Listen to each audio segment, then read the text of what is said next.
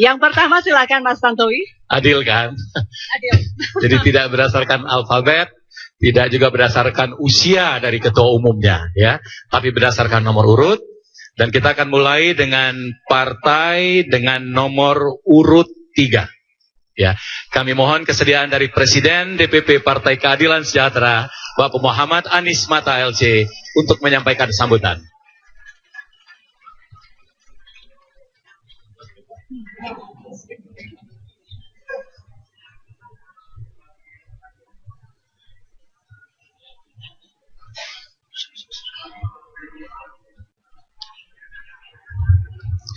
Bismillahirrahmanirrahim. Assalamualaikum warahmatullahi wabarakatuh.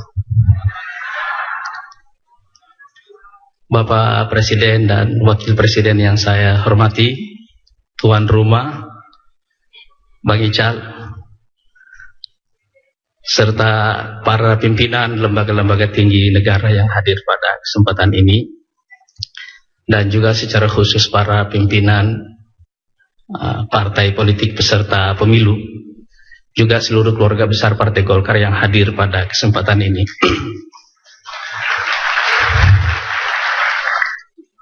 Saya ingin mengapresiasi secara khusus ide mengadakan acara silaturahim kebangsaan khusus untuk Bang Ical dan keluarga besar Partai Golkar. Ini adalah ide yang sangat brilian, karena bukan hanya kita mempertahankan tradisi kemajemukan dan kebersamaan kita sebagai sebuah bangsa, tapi juga ini membuat kompetisi politik di negeri kita ini menjadi lebih asyik. Ini mengubah suasana politik kita ini yang selalu saya katakan tiba-tiba berubah menjadi dari dangerous game, permainan yang berbahaya, menjadi semacam permainan yang atraktif, seru tapi tidak berbahaya.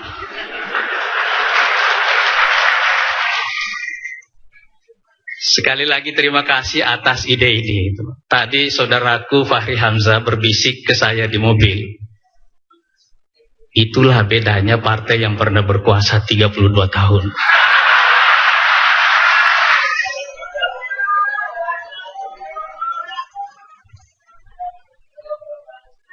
Jadi untuk kembali berkuasa lagi memang pantas-pantas juga.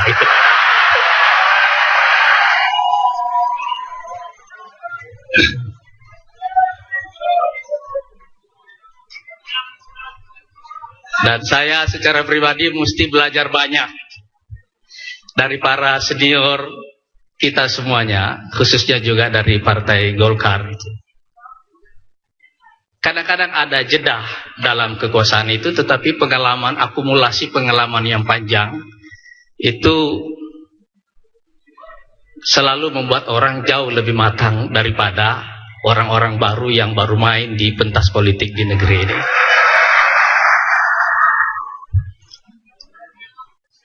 Menyatukan kata silaturahmi dan kebangsaan ini adalah satu semangat yang luar biasa di dalam sejarah bangsa kita semuanya.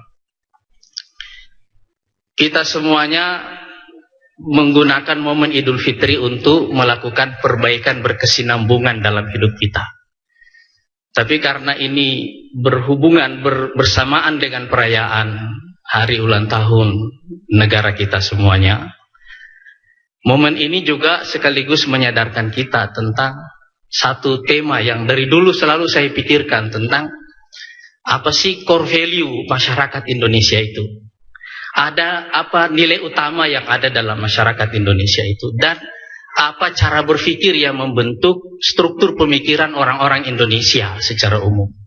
Dan saya menemukan dari hasil perenungan pribadi saya yang panjang, kira-kira kita bisa menemukan satu kata yang sudah sering kita rasakan, yaitu kata gotong royong gitu ya.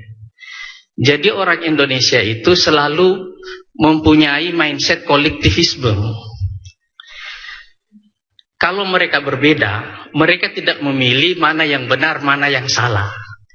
Tetapi mereka memilih mana yang baik dari si A dan mana yang baik dari B, mana yang baik dari C, digabung jadi satu. Mereka tidak memilih mana yang benar, mana yang salah, mana yang harus maju, mana yang harus mundur. Tapi mereka memilih apa yang benar dari sini, apa yang benar dari sini, apa yang benar dari sini. Kemudian disatukan. Dan saya kira cara berpikir kolektivisme inilah yang ada di dalam proses perumusan Pancasila sebelum negara kita lahir. Dan saya kira ini dimungkinkan terutama karena kita ini sudah lahir sebagai bangsa sebelum negara kita lahir. Sumpah Pemuda tahun 2008 itu adalah deklarasi lahirnya bangsa. Sedangkan proklamasi 17 Agustus 45 itu adalah proklamasi lahirnya negara. Itu sebabnya saya selalu yakin bahwasanya mungkin ada faktor disintegrasi di negeri kita, tapi itu tidak akan pernah bisa memecah kita sebagai sebuah bangsa.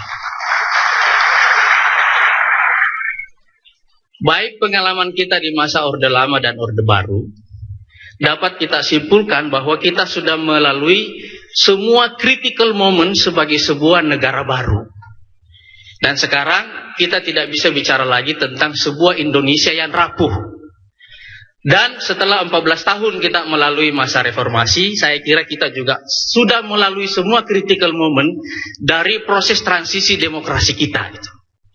Dan jika ada yang patut kita syukuri dari kepemimpinan Pak SBY selama periode ini, inilah salah satunya. Jadi kita bukan hanya tidak lagi berbicara tentang sebuah Indonesia yang rapuh, tapi juga tidak lagi berbicara tentang sebuah demokrasi yang rapuh. Kita hampir menuntaskan semua kerja-kerja bangsa kita semuanya dalam melalui proses transisi menuju negara demokrasi yang matang ini. Itu sebabnya saya yakin insya Allah pemilu 2014 yang akan datang itu adalah pemilu yang akan mengantarkan kita menjadi bangsa yang lebih kuat dan sudah waktunya memberikan kontribusi yang lebih besar bagi kehidupan umat manusia di dunia ini secara global. Sehingga kita tidak lagi berpikir sekedar menyelesaikan persoalan kita di dalam negeri, tetapi juga berpikir untuk membantu saudara-saudara kita yang ada di luar sana sebagai sebuah negara besar. Dan saya kira itulah, kalau dalam bahasa para ulama kita ini, itulah makom yang pantas bagi Indonesia di masa yang akan datang. Sekali lagi saya ingin mengucapkan terima kasih kepada seluruh keluarga besar Partai Golkar.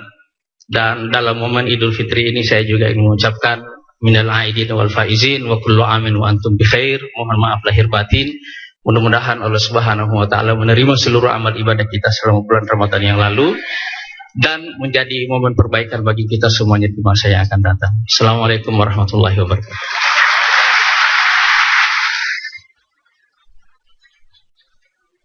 Terima kasih kepada Bapak Muhammad Anies Mata, dan berikutnya kita berikan waktu dan tempat kepada Profesor Dr. Insinyur Soehardi MSc